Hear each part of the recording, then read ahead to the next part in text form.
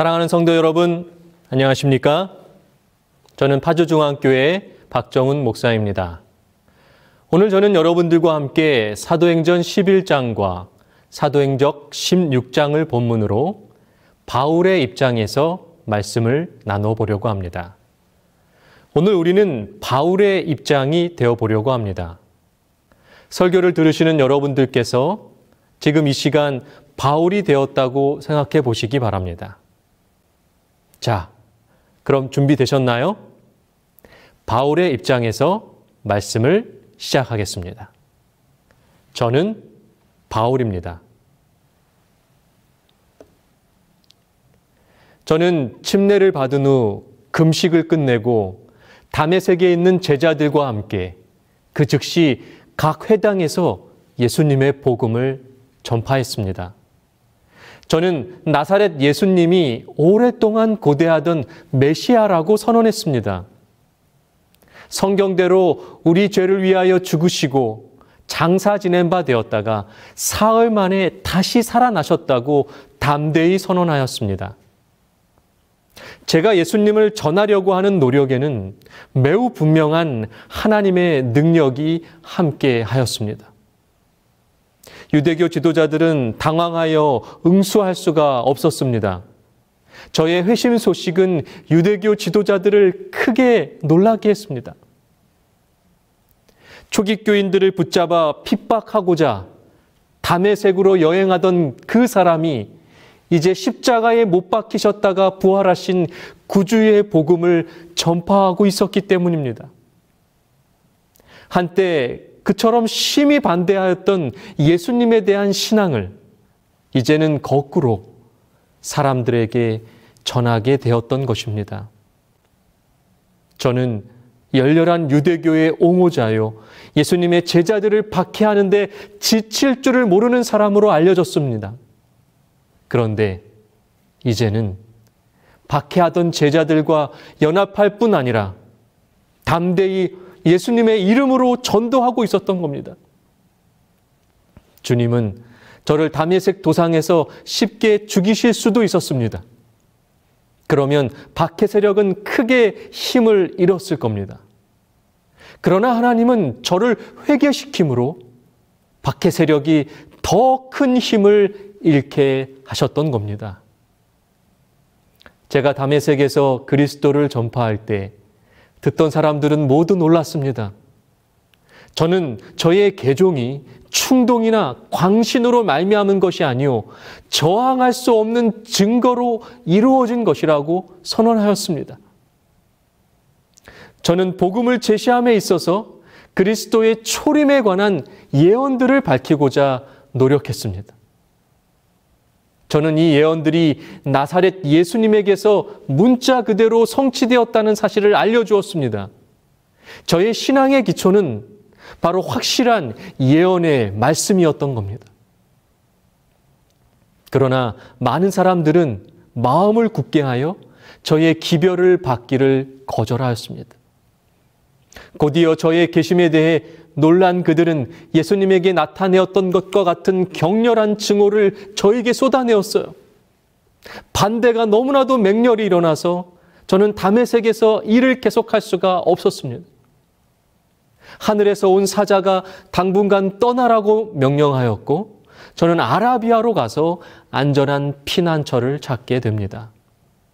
그 한적한 광야에서 저는 조용히 연구하고 명상할 기회를 가지게 됩니다. 저는 저의 과거의 경험을 조용히 회고하였고 완전히 회개하게 되었습니다. 저는 저의 회개가 간합되어 저의 죄가 용서받았음을 알 때까지 마음을 다하여 쉬지 아니하고 하나님을 찾았습니다. 예수님이 저와 함께 하신다는 보증을 얻기를 갈망했습니다. 그때까지 저의 생애를 형성하였던 편견과 유전에서 벗어나 빈 마음으로 진리의 근원 되신 분에게 교훈을 받았습니다. 예수님은 저와 교제하시고 저를 신앙에 굳게 세우시며 저에게 풍성한 지혜와 은혜를 주셨습니다. 인간의 마음이 하나님의 마음과 교제하고 유한한 자가 무한하신 분과 교제할 때에 몸과 마음과 영혼에 임하는 결과는 측량할 수가 없는 것이었습니다. 저는 제가 하나님의 뜻을 따라 그리스도 예수님의 사도로 부르심을 받았다는 뜻을 더욱더 분명히 깨닫게 됩니다. 저를 부르신 것은 사람으로 말미암은 것이 아니라 오직 예수님과 아버지 하나님으로 말미암은 것이었습니다. 저희 앞에 놓인 그 사업의 중대함은 저로 하여금 성경을 더 많이 연구하고 복음을 전파하게 하였습니다. 저는 십자가의 빛에서 세상의 지혜를 바라보게 되었고 예수님과 그의 십자가에 못 박히신 것 외에는 아무것도 알지 아니하기로 작정하였습니다. 지혜와 힘의 근원인 예수님을 결코 잃어버리지 않았습니다. 저는 다시 아라비아에서 다메섹으로 돌아가 예수님의 복음을 담대히 전합니다. 유대교 지도자들은 저를 죽이기로 공모합니다. 제가 도망하지 못하도록 주야로 성문들을 부지런히 경비합니다. 저와 제자들은 열심히 하나님께 간구하였고 어쩔 수 없이 밤에 광주리를 타고 성에서 달아 내려지게 됩니다. 무사히 다메섹에서 나온 저는 예루살렘으로 갔는데 제가 개심한 지 약 3년이 지난 시간이었습니다. 제가 예루살렘에 간 목적은 더 많은 예수님의 제자들을 만나기 위함이었습니다. 저는 예루살렘의 제자들을 사귀고자 했지만 그들은 저를 두려워하여 믿지 못했습니다. 매우 거만한 바리새인이요, 그처럼 많은 교회를 파괴했던 제가 충실한 예수님의 제자가 되었다는 사실을 그들은 믿기가 어려웠습니다. 그러나 그때 바나바라는 사람이 저를 데리고 사도들에게 갑니다. 제가 다메섹에서 어떻게 예수님의 복음을 전했는지를 대신 설명해 주었습니다. 그 말을 듣고서 제자들은 감사하게도 저를 동료의 한 사람으로 영접하게 된 것입니다. 얼마 지나지 않아 제자들도 저의 진실됨에 대한 많은 증거를 봅니다. 그러나 유대교 지도자들은 여전히 예수님을 믿기를 거절할 뿐 아니라 저를 죽이려고 했습니다. 저는 슬픔으로 가득 찼습니다. 제가 번민하고 있을 때 하늘에 사자가 나타납니다. 속히 예루살렘에서 나가라고 말합니다. 저는 예루살렘에 더 머물고 싶었습니다. 그러나 하늘의 사자는 말합니다. 떠나가라. 내가 너를 멀리 이방인에게로 보내리라. 믿음의 형제들은 제가 암살당할 것을 두려워하여 비밀리에 예루살렘에서 피신시켰습니다. 예수님의 제자들이 박해로 인하여 예루살렘에서 추방된 후에 복음의 기별들은 팔레스타인 지역 넘어서 다른 지역들에 신속하게 전파되고 있었습니다. 어떤 제자들은 베니게와 구브로와 안디옥까지 이르러서 복음을 전하였습니다. 놀랍게도 그곳의 이방인들은 복음을 기쁨으로 받아들였어요. 그 당시 수리아의 수도였던 안디옥은 사람이 붐비는 도시였고 광범위한 무역의 중심지였습니다. 다양한 나라의 많은 사람들이 그 도시로 모여들었습니다. 그 외에도 안디옥은 건강에 좋은 지리적 위치와 아름다운 주위 환경과 그리고 부와 교양과 세련미를 찾을 수 있는 곳이었기 때문에 안락과 쾌락을 사랑하는 사람들의 휴양지로 잘 알려져 있었습니다. 그러므로 그 당시 안디옥은 사치와 제약의 도시였습니다. 구브로와 구레네에서 온 어떤 제자들이 이 안디옥에서 공개적으로 복음을 가르쳤는데 그들의 열렬한 노력은 결실을 얻어 수단 사람들이 예수님을 믿게 되었습니다. 예루살렘 교회는 그 소문을 듣고 바나바를 안디옥까지 보냅니다. 바나바는 하나님의 은혜로 이미 성취된 사업을 보며 기뻐했고 모든 사람에게 굳은 마음으로 주께 붙어 있으라고 권면합니다. 바나바의 수고로 인하여 크게 축복을 받아 안디옥의 교인의 수요가 더 많이 증가하게 되었습니다. 사업이 발전하자 바나바는 사업을 진전시키기 위하여 적절한 조력자의 필요를 느낍니다.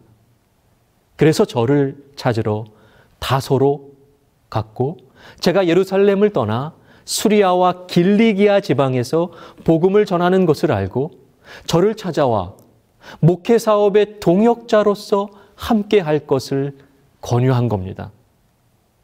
저는 그것이 하나님의 뜻임을 확신하였고 바나바와 함께하게 되었습니다. 1년간 저와 바나바는 충성스럽게 봉사하고 연합하였습니다. 많은 사람들에게 세상의 구속주 예수님의 복음을 전달했습니다. 그리하여 예수님의 제자들이 최초로 그리스도인이라는 이름으로 불리어지게 된 것입니다. 그들의 설교와 가르침과 담화의 주제가 바로 그리스도였기 때문에 그리스도인이라고 하는 이름이 붙여졌던 것입니다. 그들이 그리스도를 전파하고 그분을 통하여 하나님께 기도를 올렸기 때문에 이방인들이 그들을 그리스도인들이라 부르면 지당한 일이었습니다. 그들에게 그리스도인이라고 하는 이름을 주신 분은 하나님이셨습니다. 이것은 자신들을 그리스도께 연합하는 모든 사람들에게 주어진 고귀한 이름이 된 것입니다. 안디옥에 있는 그리스도인들은 겸손히 봉사하면서 생명의 말씀을 힘있게 만드는 성령의 능력을 얻게 된 것입니다. 그리하여 그들은 다양한 계층의 사람들에게 날마다 그리스도를 믿는 그들의 신앙을 증거하였습니다. 스데반의 순교를 시작으로 핍박이 일어났고 그리스도인들은 흩어지게 되었습니다. 그리스도인들은 예수님을 믿지 않고 부인만 하게 되면 굳이 흩어질 필요가 없었습니다. 그러므로 진정한 그리스도인이라고 하는 이름을 가진 사람들은 예수님 때문에 환난과 고난을 받기로 선택한 사람들이라는 것입니다.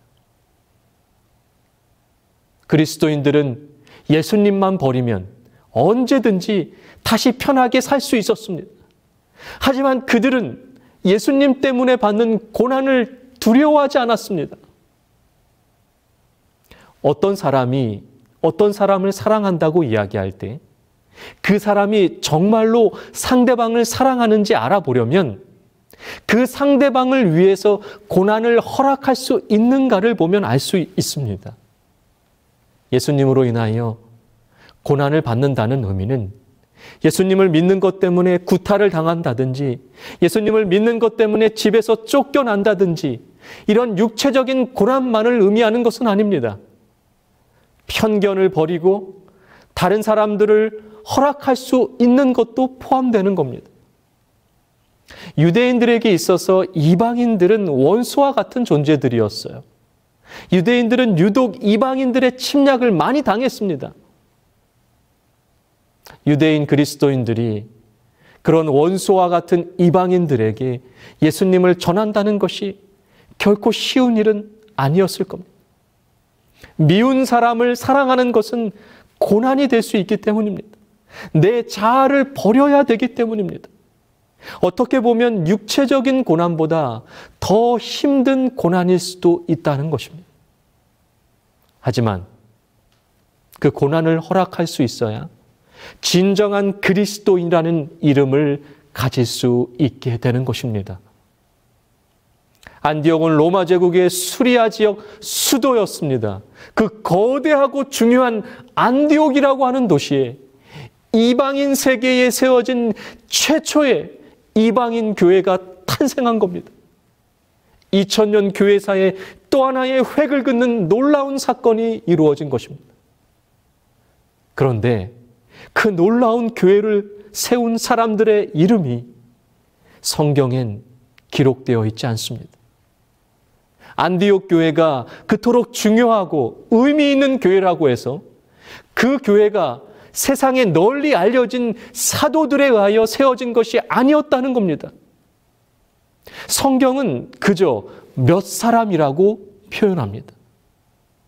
세상에 내 이름이 알려지는 것이 중요하지 않은 사람들이었습니다. 그리스도인이라고 하는 이름이면 족한 사람들이었습니다.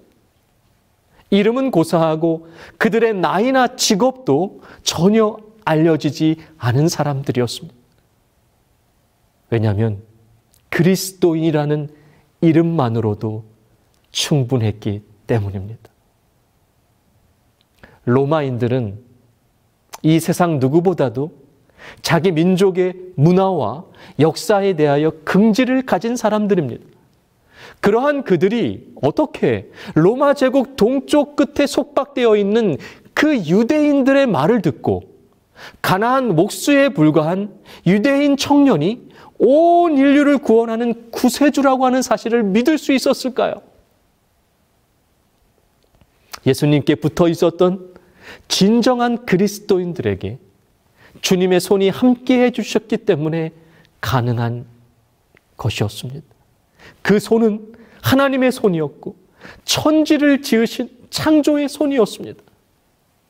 누구든지 겸손하게 하나님의 손에 사로잡히기만 하면 그의 삶을 통하여 반드시 하나님의 감동적인 역사가 일어난다는 것입니다. 우리가 예수님을 붙들려고 하는 그 작은 헌신들이 하나님의 손이 되어 우리의 삶을 붙드시는 능력이 되는 것입니다. 우리에게 중요한 것은 무엇을 지니고 있느냐가 아니라 누구의 손에 사로잡혀 살아가느냐가 중요하다는 것입니다. 저는 그리스도인이라고 하는 이름에 가장 합당한 사람이 바나바였다라고 확신합니다. 아무도 거들떠보지 않았던 원수였던 저를 바나바는 찾아왔습니다. 무려 안디옥에서 175km나 떨어진 다소까지 직접 찾아와 저를 데리고 온 겁니다. 진정한 그리스도인은 또 다른 그리스도인을 만드는 사람들입니다. 21세기를 살아가시는 여러분들도 먼저 진정한 그리스도인이 되어주시기 바랍니다. 그리스도인이라고 하는 이름이 부끄럽지 않은 삶을 살아주시기를 바랍니다. 그리고 바나바처럼 다른 사람들을 그리스도인으로 만드는 그 사람들이 되어주시기를 바랍니다. 여러분이 살고 계신 21세기에 미국에서 실제 있었던 일입니다.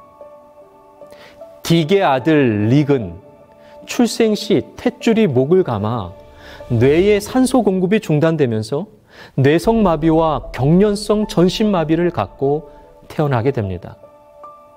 의사는 그런 릭에게 8개월 후 식물인간이 될 것이라며 릭의 부모에게 안락사시킬 것을 권합니다. 그러나 릭의 부모는 릭을 포기할 수 없었습니다.